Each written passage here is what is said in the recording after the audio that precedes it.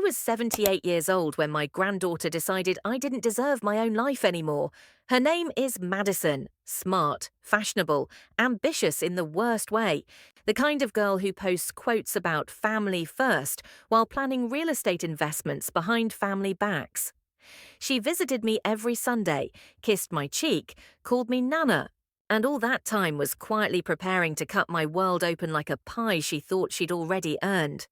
I should have noticed earlier, but evil rarely arrives in a villain's costume.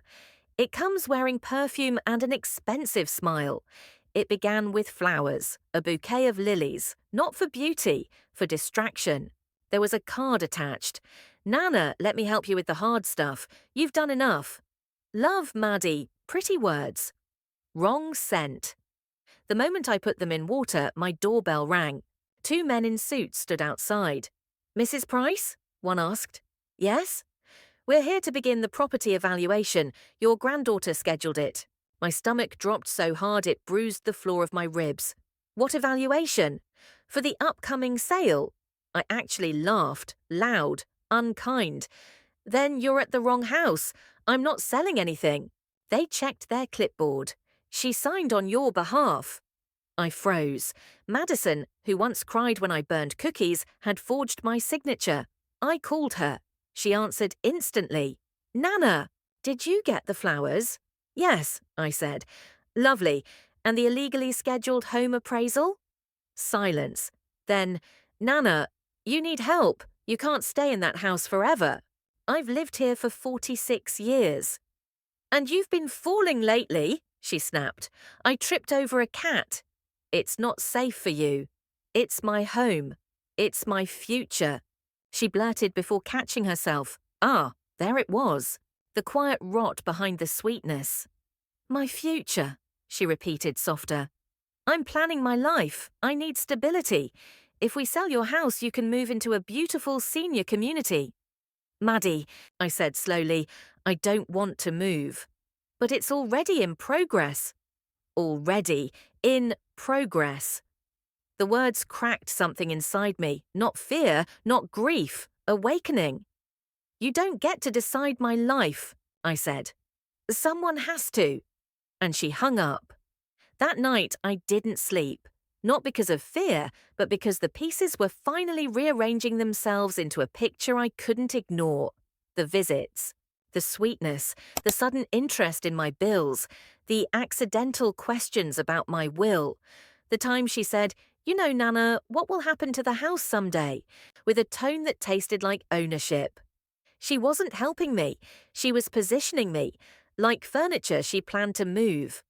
The next morning, I found an envelope taped to my door, a letter from a lawyer. Notice of residential transition, initiated by family advocate Madison Price. Family advocate. My God. I sat down on my porch swing and let the cold morning air wrap around me like steel. Madison wasn't guessing. She wasn't trying. She was executing. And she assumed I wouldn't fight back because I was old, slow, fragile.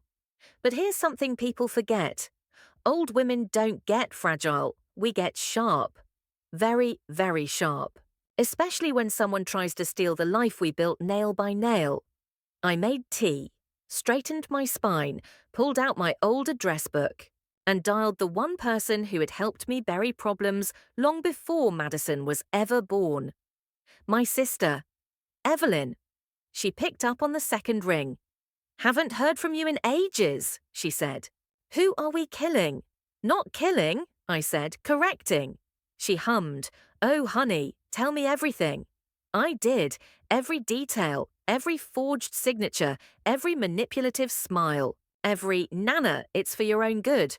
The line went silent for a long, dangerous moment. Then Evelyn said, she thinks she can bulldoze you. Yes. She thinks you'll roll over. Yes. She laughed. A dark, beautiful sound. Oh, sweetheart, let's show her what happens when you corner women our age. I closed my eyes, smiled, and whispered, let's begin.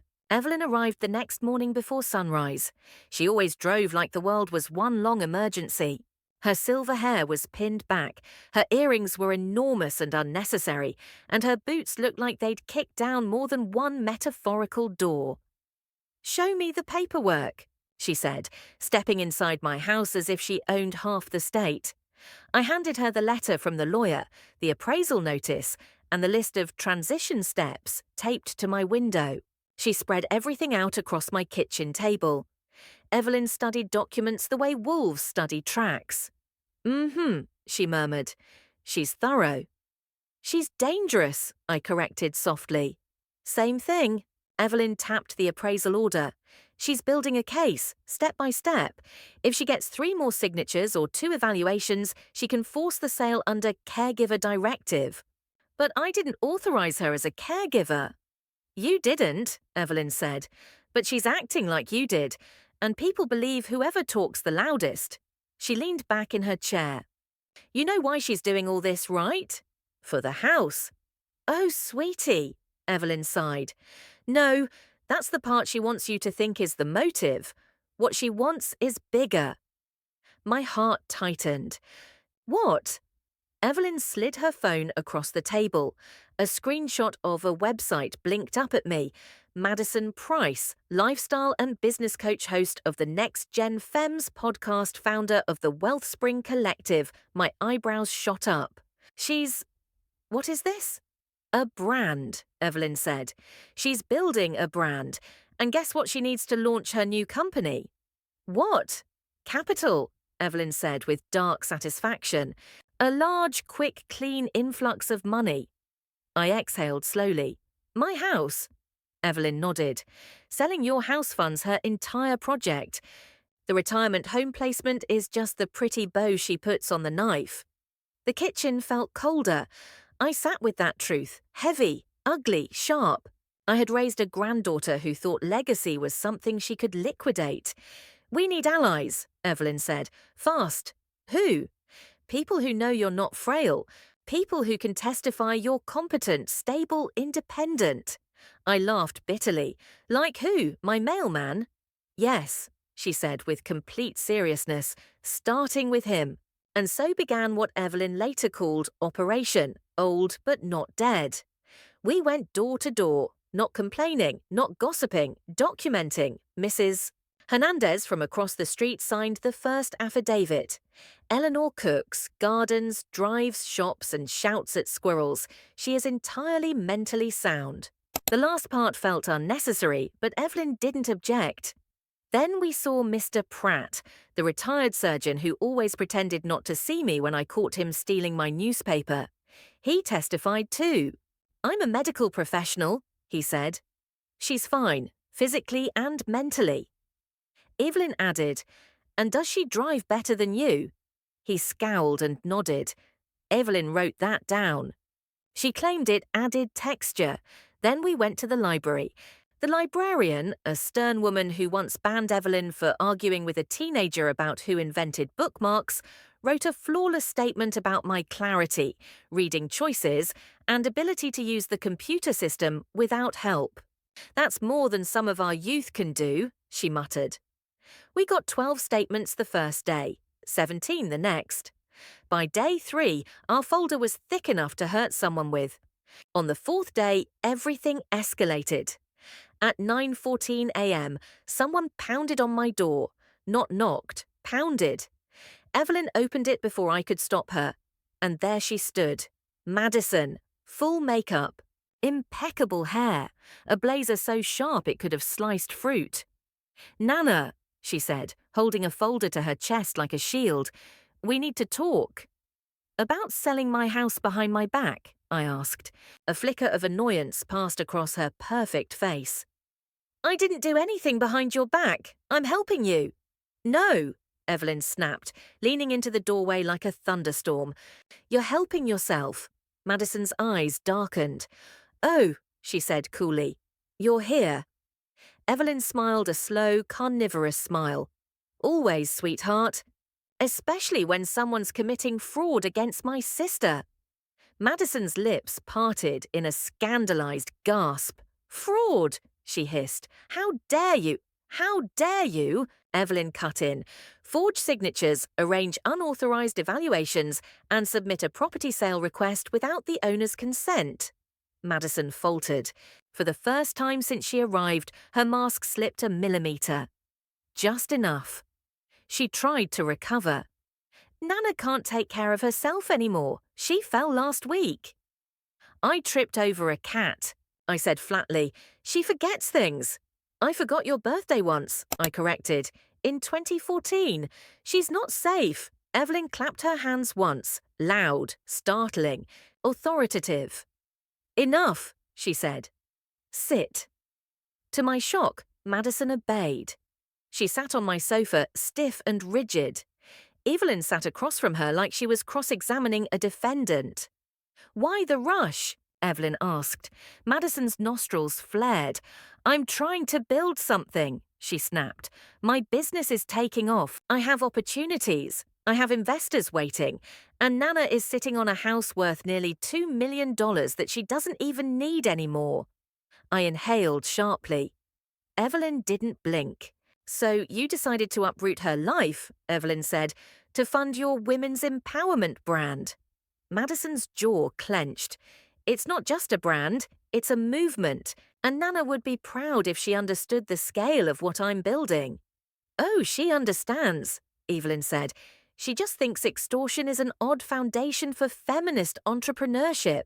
Madison stood so abruptly the pillows toppled. You know what? I'm done. If you want to sabotage your own future, fine. But I'm not going to let you sabotage mine. The paperwork is already moving. No, I said. She turned. No? She repeated. It's not up to you anymore. You're not capable of... I raised my voice for the first time in years. Madison, sit down. She froze. Slowly, she lowered herself back onto the sofa. I walked to the drawer where I kept the folder of statements. The evidence. The truth. I placed it on the coffee table. This, I said quietly, is 17 documented statements attesting to my mental and physical competence. Her eyes widened. This is an independent evaluation from a physician. This is proof of your unauthorized real estate actions. And this, I pulled out the form she had signed for me, is evidence of forgery. Madison's face drained of color. You're collecting things. Yes, I said. Unlike you, I tell people when I'm organizing my affairs.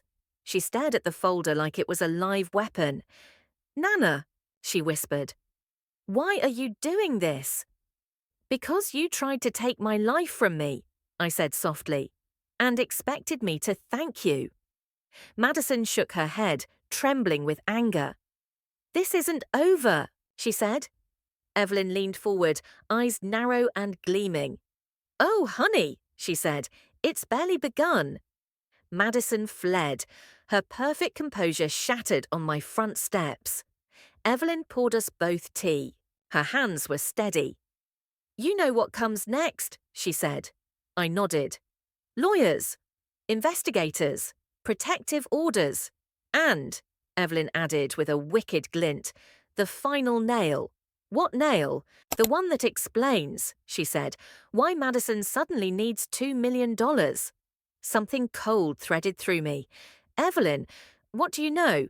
She took out her phone, opened an email, turned the screen toward me. There it was, a debt notice, a lawsuit, a failed business loan, a private investor demanding repayment, a timeline, a threat of bankruptcy. Madison wasn't just greedy, she was drowning, and she planned to stand on me to stay afloat. Evelyn snapped the folder shut. She thinks she's playing chess, she said, but she forgot something vital. What? We built the board. I looked at my home, my quiet, sunlit, stubborn home, and for the first time since this began, I felt something fierce rise inside me. Not fear, not desperation, resolve. Evelyn, I said, let's finish this. She grinned. Oh, sweetheart, she said, with pleasure. Evelyn arrived the next morning wearing sunglasses, a fur coat, and a facial expression that promised property damage. On anyone else, this would look insane. On my sister, it looked like strategy. She stepped into my kitchen, tossed her bag on the counter, and said, "Show me the enemy's paperwork." I handed her the appraisal notice, the lawyer letter, the forged consent form. She flipped through each page with the bored confidence of someone who had destroyed more than one man's financial future just to pass time during menopause. "Oh, she's sloppy," Evelyn muttered. "Arrogant people always are." "She thinks I won't fight," I said. "She thinks you can't," Evelyn corrected. "And that's her fatal mistake." Evelyn had always been the general of our family. I was the quiet one, the one who made pies and knitted scarves. But back in 1983, Evelyn negotiated her divorce like she was leading troops into Normandy. She left with the house, the car, 2 bank accounts, and the dog. And her ex-husband left with an ulcer. That's who was sitting in my kitchen now. "What do we do first?" I asked. Evelyn pulled a folder from her bag. "Step 1, make a timeline. All the strange things she's done the last 6 months." We wrote it out. Her sudden weekly visits, her interest in my medical checkups, the time she asked about my passwords, her request to let her handle the bills, the senior living ad she sent me as a joke, the forged signature on the appraisal, the lawyer letter, the property transfer line I never signed. Evelyn tapped the list. "This isn't care," she said. "This is a quiet coup." I swallowed. "You really think she wants to force me out?" "I think she's already started," she said, "and I think she's counting on you being too kind to stop her." She looked up, eyes sharp as razors. "But I'm not kind." Our next step was surveillance, not of Madison, of my own house, because Evelyn insisted, if she's forging your signature, she's not afraid to get bold. We placed a camera by the front door, a camera over the backyard gate, a small motion sensor behind the mailbox, and a recorder app on my phone for every call I received. Evelyn set her phone on the table. "This is evidence," she said. "Evidence wins wars," I smirked. "I thought revenge won wars." "It does," Evelyn replied, "but the courts prefer evidence." That afternoon, while we drank coffee and pretended not to be paranoid, something happened that turned my suspicion into certainty. A black SUV parked outside my home, not the appraisal men, not a neighbor, not even Amazon. 2 people got out, a woman holding papers and a man with a tablet. Evelyn's lips curled. "Who the hell is this?" They walked right up to my porch and knocked. I opened the door a crack. "Mrs. Price?" the woman asked pleasantly. "I'm her," I said. "We're here to schedule your relocation interview." "My what?" She smiled, oblivious to the fact that Evelyn behind me was 1 heartbeat away from committing a felony. "For the senior community, Madison said you were eager to begin the transition process." Eager to begin. The transition. I felt the slap in those words. "I didn't agree to anything," I said. Her smile faltered. "She signed the transition request on your behalf, as your advocate. Evangeline Price, my name, signed by someone else." Evelyn stepped forward. "Show me the form." The woman hesitated. "Ma'am, this is confidential." "No," Evelyn hissed. "Forgery isn't confidential." The woman swallowed and handed it over. And there, right above transition agreement, was my signature. Except it wasn't mine. "It's not even close," Evelyn snarled. "She used a template." "A template?" I asked. Evelyn nodded. "She copied your signature from that birthday card you sent her 3 years ago. Sloppy, amateur." The woman looked horrified. I'm going to cancel this immediately." "And the file?" Evelyn demanded. "I'll flag it. And the lawyer?" "I'll notify them as well." She left with the man, both white as freshly ironed sheets. When the car pulled away, Evelyn turned to me. "The girl has lost her mind." "No," I said. "She's lost her patience." We decided to watch Madison's next move instead of confronting her immediately. And we didn't wait long. At 7 p.m., my phone buzzed. "Incoming call, Madison." Evelyn mouthed, "Put it on speaker." I did. "Hi, Nana," Madison chirped. "Hello, dear." My voice was calm enough to freeze oceans. So I talked to the community staff, she continued. They said they couldn't complete the visit because you refused the paperwork. I never agreed to paperwork, I said. Oh, Nana, maybe you forgot. Evelyn grabbed my wrist to keep me from throwing the phone. I didn't forget, I said. You forged my signature. A beat, just one. Then Madison laughed, actually laughed. Oh, Nana, she said, voice dripping condescension. You've been so stressed. I'll come over tomorrow so we can talk. Don't you dare, Evelyn whispered under her breath. I smiled tightly. Of course, sweetheart, I said. I'll be here. We hung up. Evelyn stared at me in disbelief.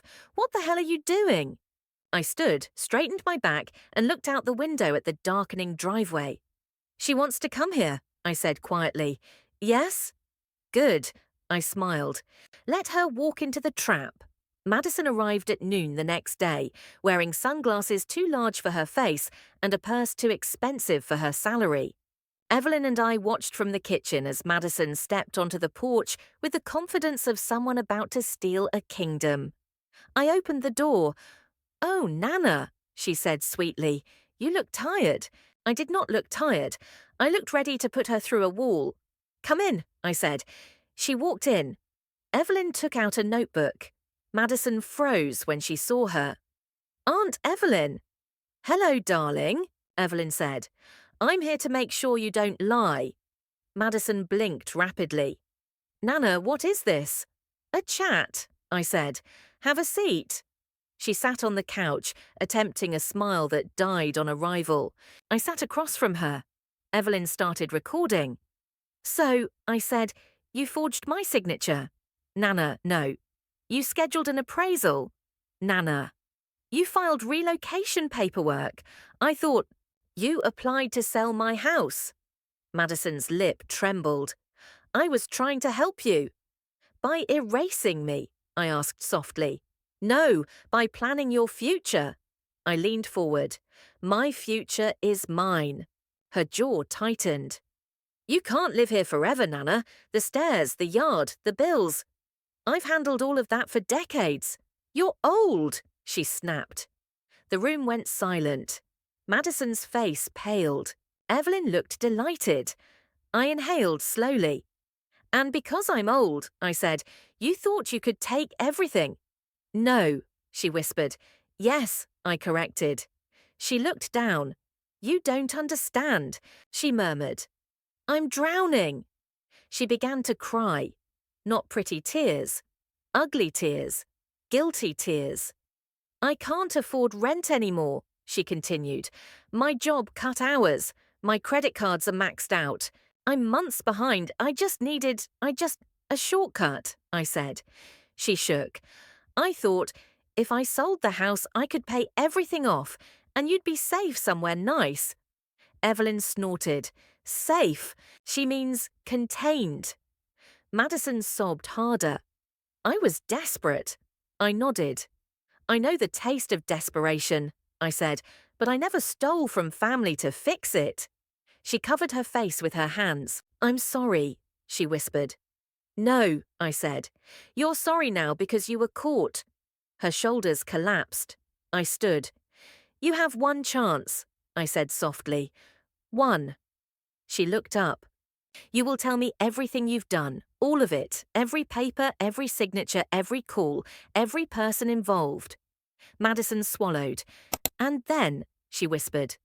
Then. I said, I decide if you deserve forgiveness or consequences. Madison trembled. Evelyn leaned back with her arms crossed. Start talking, she said. Madison did, piece by piece, lie by lie, scheme by scheme. When she finished, I smiled gently. Good girl, I said. Her eyes brightened with hope. Too soon. Now, I said, get out of my house. Her face collapsed. But Nana, leave, I said. She left. Evelyn closed the door behind her. Then she turned to me. You know what we do now? I nodded. We finish it.